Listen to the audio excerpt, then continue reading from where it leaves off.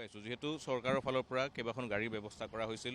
আত্মীয় পৰিয়ালৰ যিসকল লোক তেওঁলোকে জুবিন গাৰ্গৰ লগত পৰিয়ালৰ লোকসকলো এই মুহূৰ্তত আহি উপস্থিত হৈছে আমি দেখুৱাইছোঁ পৰিয়ালৰ প্ৰতিগৰাকী লোকক লৈ এই বিশেষ বাহনখন আহি উপস্থিত হৈছে সৰুসজাই ষ্টেডিয়ামত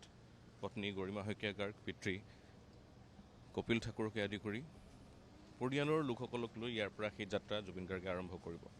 সদায় বহুত মানুহৰ মাজত থাকি ভাল পোৱা জুবিন গাৰ্গকো আজি মানুহৰ মাজেৰেই শেষবাৰৰ কাৰণে লৈ যোৱা হ'ব আৰু সেই প্ৰস্তুতিৰ মাজতেই জুবিনদাৰ এই শেষ যাত্ৰাটো জীৱন্ত কিংবদন্তি জুবিন গাৰ্গৰ আজিৰ এই শেষ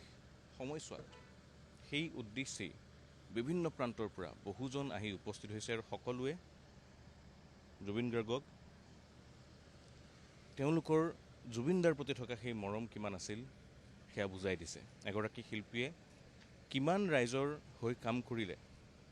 কিমান ৰাইজক মৰম কৰিলে সৰুসজাই ষ্টেডিয়ামত কেন্দ্ৰীয় মন্ত্ৰী পবিত্ৰ মাৰ্ঘেৰিটা ইতিমধ্যে আহি উপস্থিত হৈছে আৰু কিছু সময় পিছতেই